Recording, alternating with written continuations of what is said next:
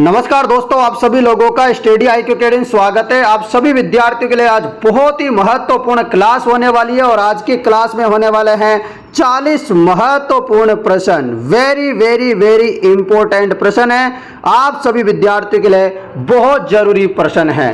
दोस्तों क्या है, अभी आपको जो है बहुत शानदार क्वेश्चन करवाने वाला हूं। उससे पहले आप लोगों को मेरे से एक वादा करना है, आप क्लास को शेयर करोगे सभी विद्यार्थियों तक। और मैं आप लोगों को जो आप लोगों के लिए मैंने कल होमवर्क दिया था, उस होमवर्क वाले क्वेश्चन को भी बता देता हूं और कौन कौन विद्यार्थियों ने सही जवाब दिया है, कौन ने गलत दिया है, कैसा भी दिया परंतु आपको मैं बताने की कोशिश करता हूं। तो दोस्तों अपना कल क्वेश्चन था कि MS एक्सेल में प्रतीक का प्रयोग कॉलम, लेबल और पंक्ति संख्या से पहले पूर्ण सेल पता यानी कि जो सेल एड्रेस होता है बनाने के लिए किसका उपयोग करते हैं। तो मैंने उसमें 4 ऑप्शन दिए थे कि हैज, डॉलर और स्टार और एपरसेंट, ठीक है ना। इसका मैंने बताया था आपको कि इनमें से किसका प्रयोग करते हैं। इसका सही जवाब होगा डॉलर। क्या होगा जवाब? सही जवाब होगा इसका डॉलर। अब किस किस विद्यार्थी ने सही जवाब दिया, किसने गलत दिया, जवाब दिया, वो बहुत बड़ी बात है। तो यहां पर देवेंद्र साहू, इन्होंने तो पुराने क्वेश्चन का जवाब दिया है कि उदयपुर, परंतु यहां पर जो है देवेंद्र उपाध्याय ने जो है यहां पर एक और जवाब दिया है बहुत शानदार, और इन्होंने लिखा है कि डॉलर इसका सही जवाब होगा। बिल्कुल देवेंद्र उपाध्याय का एकदम सही जवाब है। उसके अलावा यहां पर चलते हैं और कौन से विद्यार्थी है यहाँ पर, सरोज, बहुत बढ़िया। और उसके अलावा यहाँ पर सरोज ने भी पुराने आंसर दे रखा है। और सत्यनारायण जहांगीर ने यहाँ पर सही जवाब दिया है कि यहाँ पर डॉलर इसका सही जवाब होगा। बिल्कुल सत्यनारायण, वेरी गुड। और यहाँ पर देखते हैं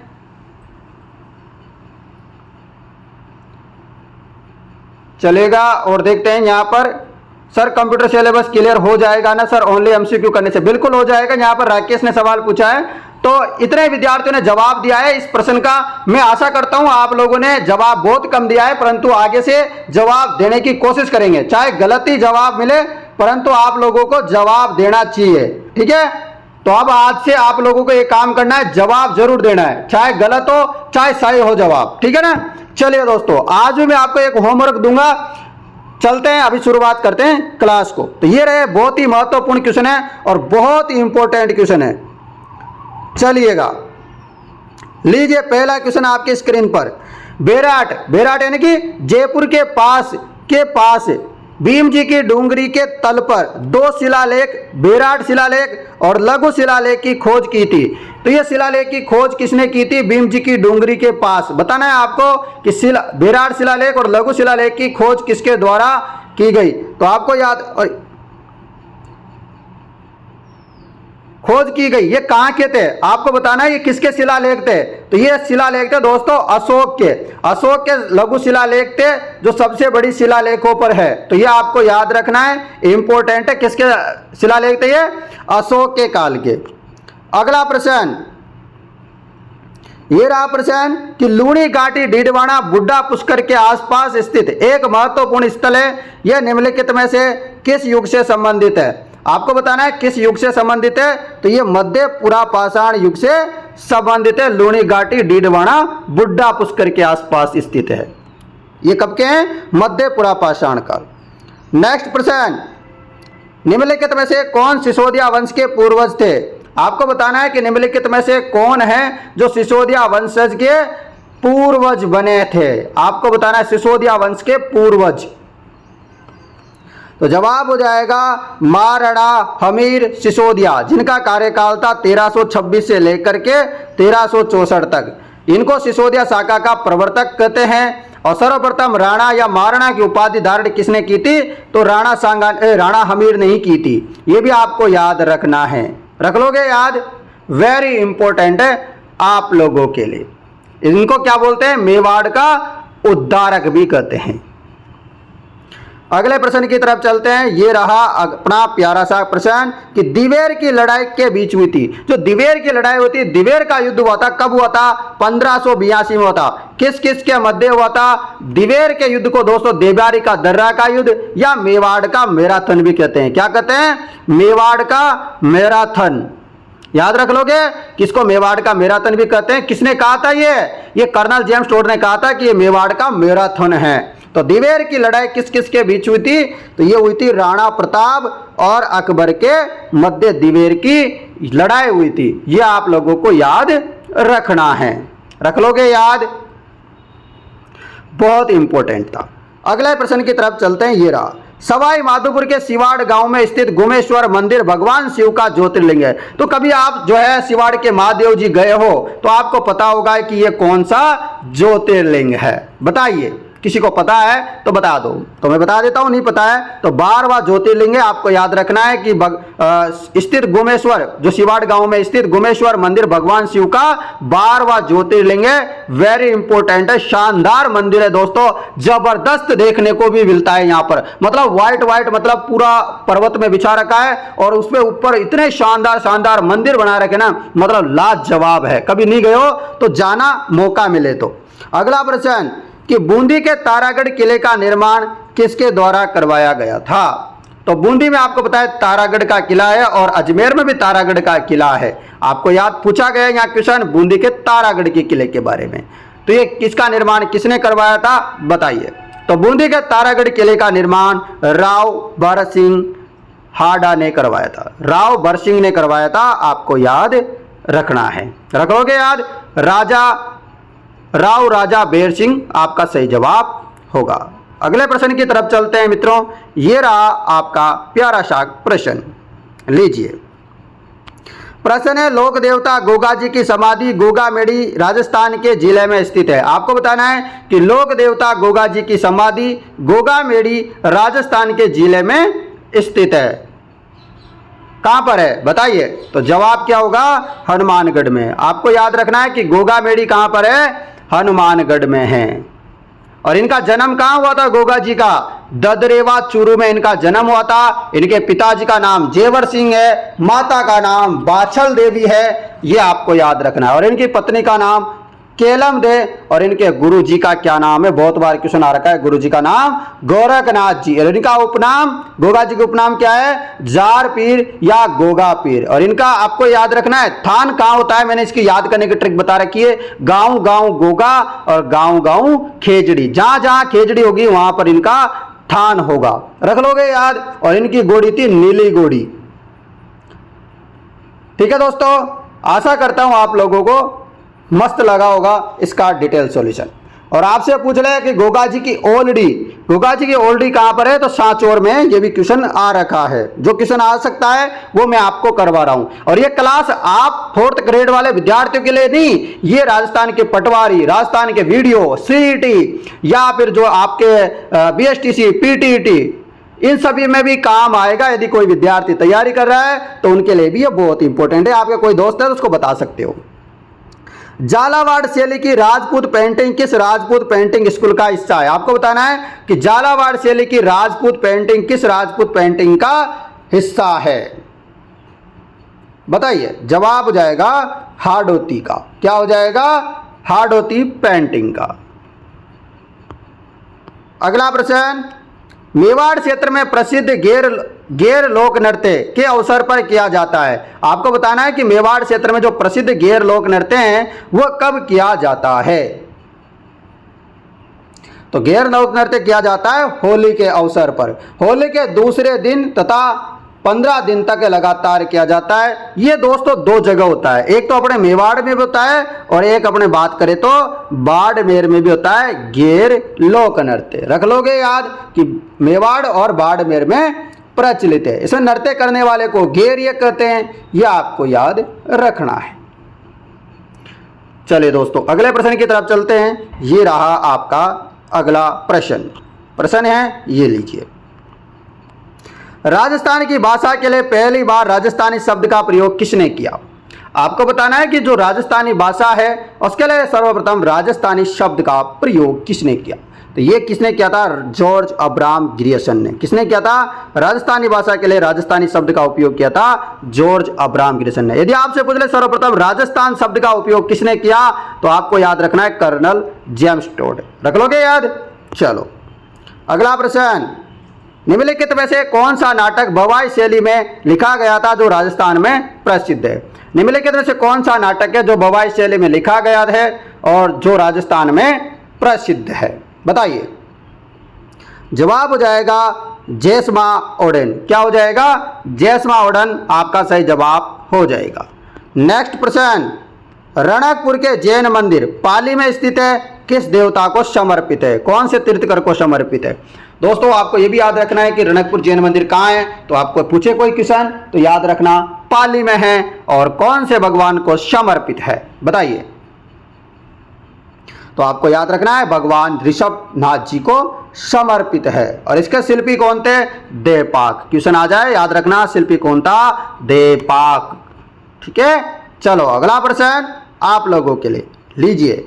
निम्नलिखित में से आपको बताना है प्रसिद्ध गजल गायकों में से कौन राजस्थान से संबंधित है। आपको बताना है कि इनसे में राजस्थान से कौन संबंधित है, तो आपका याद जवाब हो जाएगा पंकज उदास। क्या हो जाएगा? पंकज उदास इसका सही जवाब होगा। Very very important. ये है क्या? गलत है क्या? ये तो गलत है बिल्कुल। क्या है जवाब? जगजीत सिंह होगा। तो ऐसे बताया करो कि सर ये गलत है, सही जवाब है जगजीत सिंह। क्या होगा? जगजीत सिंह सही जवाब होगा आप सभी का इंपॉर्टेंट आंसर है। और कहाँ का संबंध है? इनका संबंध है गंगानगर से। कहाँ से संबंधित? इनका गंगानगर से संबंध है। अगला प्रश्न, 1818 में अंग्रेजों के साथ संधियों पर हस्ताक्षर करने वाले जयपुर के राज्य के शासक कौन थे? तो जयपुर राज्य के शासक थे सवाई जगत सिंह।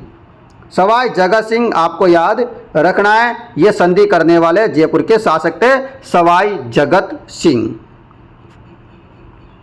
अगला प्रश्न, बूंदी किसान आंदोलन के नेता कौन थे? तो आपको बताया बूंदी किसान आंदोलन के नेता कौन थे, तो मैं बता दूं आपको कि बूंदी किसान नेता थे नैनूराम जी। कौन थे? पंडित नैनूराम शर्मा क्या थे? बूंदी किसान आंदोलन के नेता थे। और बूंदी किसान आंदोलन चला था 1921 से 1923 के महीने। ये आंदोलन क्यों हुआ था? आंदोलन इसलिए हुआ था क्योंकि यहाँ लगान करो में वर्दी हो गई थी और क्षेत्र कौन सा था? बरड़ बूंदी। यहाँ पर एक कांड हुआ था, उस कांड का नाम है डाबी हत्याकांड। डाबी हत्याकांड कब हुआ था? 2 अप्रैल 1923 को। 2 अप्रैल 1923 को डाबी हत्याकांड होता है बूंदी में। रख लोगे याद। और यहाँ पर शहीद कौन हुए थे? ये भी क्वेश्चन बहुत बार आ गया है। तो नानक बील झंडा गीत गाते हुए यहाँ पर शहीद हो गए थे। कौन? नानक बील। और एक और याद रखना, जो नानक बील शहीद हुए थे उनकी स्मृति में एक और गीत लिखा है। किसने? माणिक्य लाल वर्मा ने नानक राम बील की स्मृति में अर्जी गीत लिखा है। क्या लिखा है? अर्जी गीत लिखा है। अगला प्रश्न आप लोगों के लिए, भारत की स्वतंत्रता के बाद राजस्थान के गठन के कितने चरण थे? भारत की स्वतंत्रता के बाद राजस्थान के गठन के कितने चरण थे? आपको पता है 7 चरण थे और अंतिम चरण था 1 नवंबर 1956। 1 नवंबर 1956 यह अंतिम चरण था, 7वां। अगला प्रश्न, निम्नलिखित में से कौन सी महिला राजस्थान से संबंधित है जो राजनीतिक जागृति और विकास का हिस्सा थी?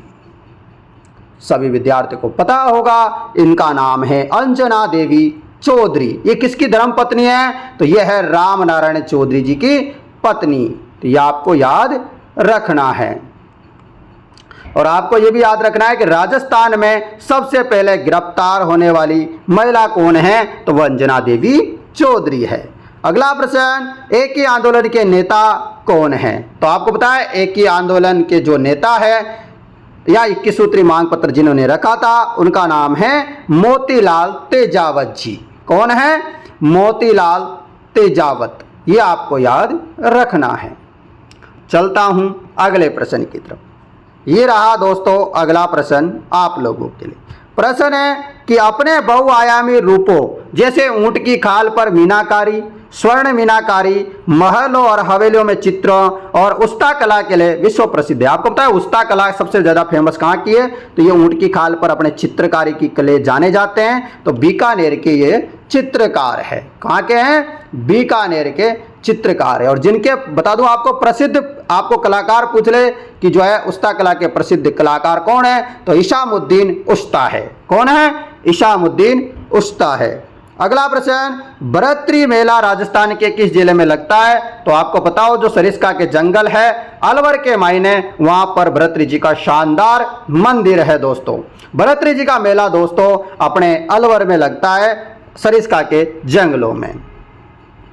अगला प्रश्न, निम्नलिखित में से किस राज्य की सीमा राजस्थान के साथ साझा नहीं करती? आपको बताना है राजस्थान, आपको पता है राजस्थान के साथ 5 राज्यों की सीमा साझा करती है, यूपी, एमपी और आपके हरियाणा और आपके गुजरात और आपके क्या हो जाएगा, एक और है, जल्दी बताओ, यूपी, एमपी, हरियाणा, गुजरात और एक पंजाब। ये 5 राज्य आपको याद रखना है, इंपॉर्टेंट है। दिल्ली जो है अपने राजस्थान के साथ सीमा साझा नहीं करती है। चलिएगा अगला प्रश्न ये रहा। प्रश्न है आपके लिए, बनास बेसिन राजस्थान के किस भौगोलिक विभाजन का हिस्सा है? तो बनास बेसिन राजस्थान के किस भौगोलिक का हिस्सा है बताइए।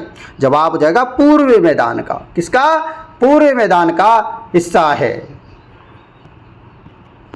नेक्स्ट प्रश्न, पचभद्रा राजस्थान के किस जिले में खारे पानी की झील है? तो जो पचभद्रा की जो झील है वो राजस्थान में कहां पर है? तो राजस्थान में जो पचभद्रा झील है वो बाड़मेर में स्थित है। आपको पता है यहां पर जो है सोडियम क्लोराइड की प्रतिशत मात्रा कितनी पाई जाती है?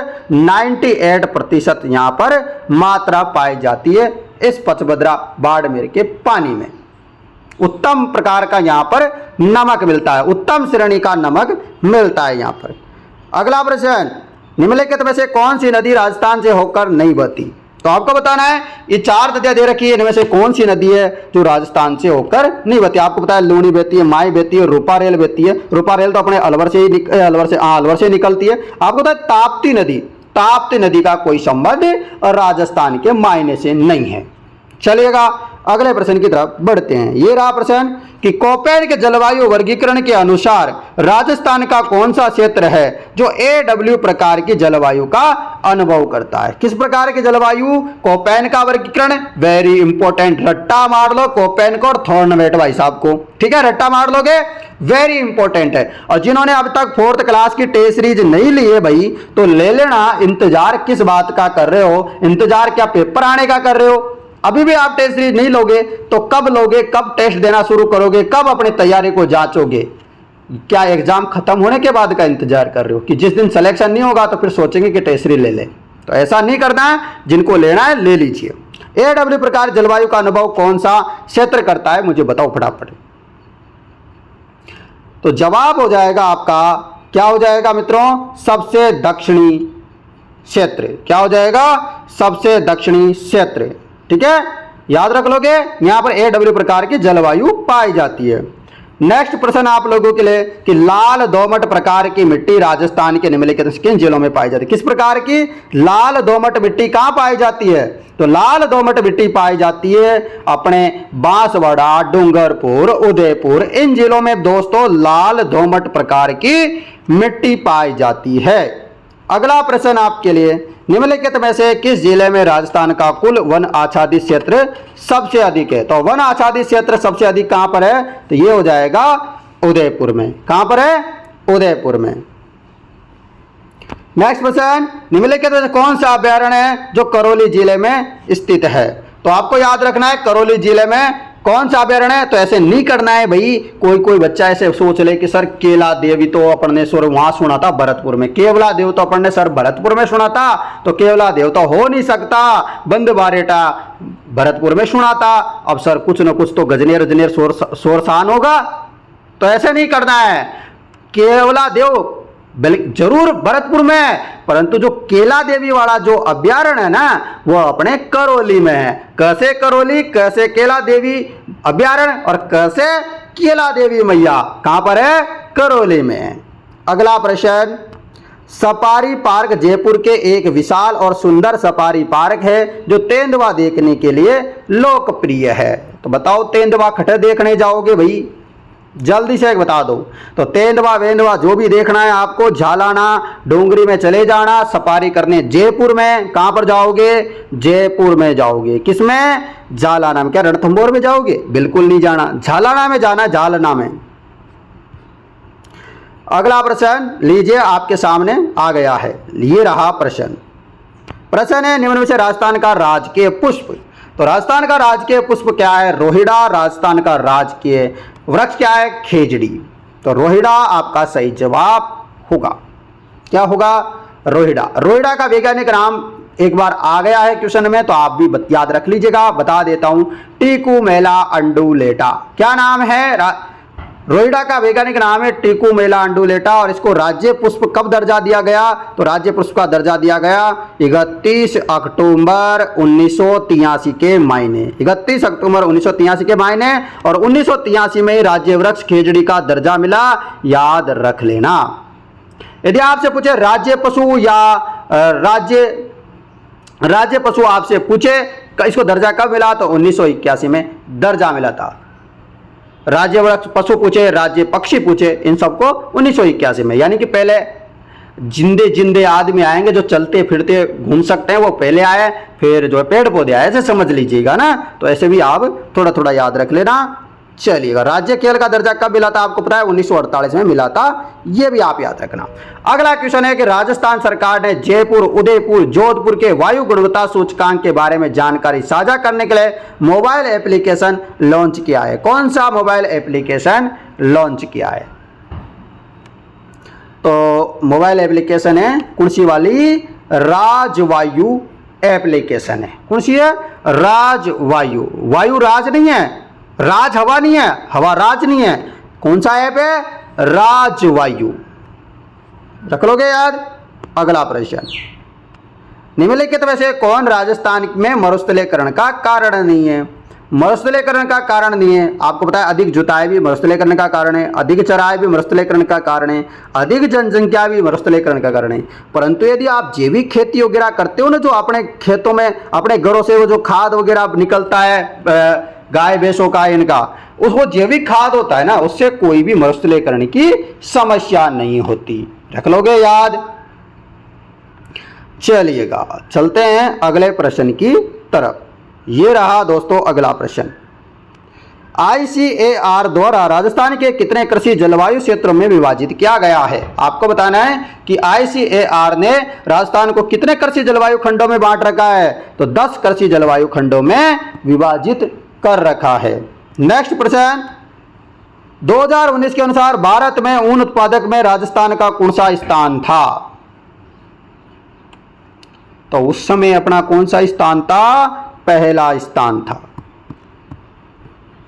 अगला प्रश्न कि बांकड़ा नांगलधर परियोजना के बीच संयुक्त परियोजना है। तो बांकड़ा नांगल परियोजना किस किस की संयुक्त परियोजना है? कौन कौन से राज्य की संयुक्त परियोजना है? बताओ। तो आपको पता होगा, इसको याद रखने की ट्रिक है कि भांगड़ा कटा होता है, तो भांगड़ा होता है पहरा में। कहां पे होता है?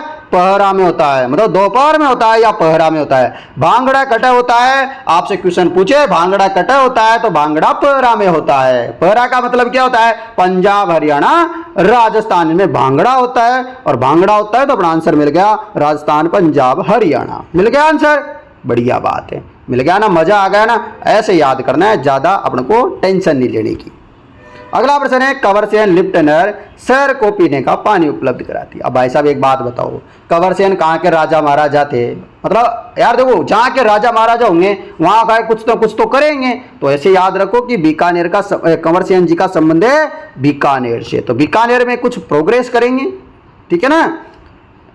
चलिएगा, जैसे आजकल आपको पता है भजन लाल जी अपने, अब भजन लाल जी है, भजन लाल जी क्या है, अब जैसे हमारा जिला है जैसे बूंदी, तो बूंदी थोड़ी ना प्रोग्रेस करेंगे। अब उनका विधानसभा क्षेत्र, जैसे मैं रहता हूं जहां पर सांगानेर थाना में, तो यहाँ उनका विधानसभा सांगानेर ही है, परंतु सांगानेर में विकास ना करके वो अपने गांव में करते हैं। भाई कहाँ करते हैं? भरतपुर में करते हैं। तो ऐसे ही आप याद रखो कवरसेन के बारे में। अगला है यहाँ पर कि जाखम बांध राजस्थान के किस जिले में? तो जाखम बांध आपको पता है झुंझुनू में है नहीं, दौसा में है नहीं, राजसमंद में है नहीं, आप सबको पता है। तो सर फिर कहाँ पर है? अरे आप तो सिंपल पता लग गया कि प्रतापगढ़ में क्वेश्चन आ जाए कि राजस्थान का सबसे ऊंचा बांध कौन सा है, तो आपको बताना है जाखम बांध है। कहां पर है? प्रतापगढ़ में। कितना मीटर ऊंचा है? तो 81 मीटर ऊंचा है। तो इसे याद रख लो। एक और क्वेश्चन आता है, गांधी सागर जो बांध है ना मंदसौर जिले में, मध्य प्रदेश में, वो कितना ऊंचा है? तो 62 मीटर ऊंचा है। उसका भी याद रख लेना, वो भी क्वेश्चन आ रखा है।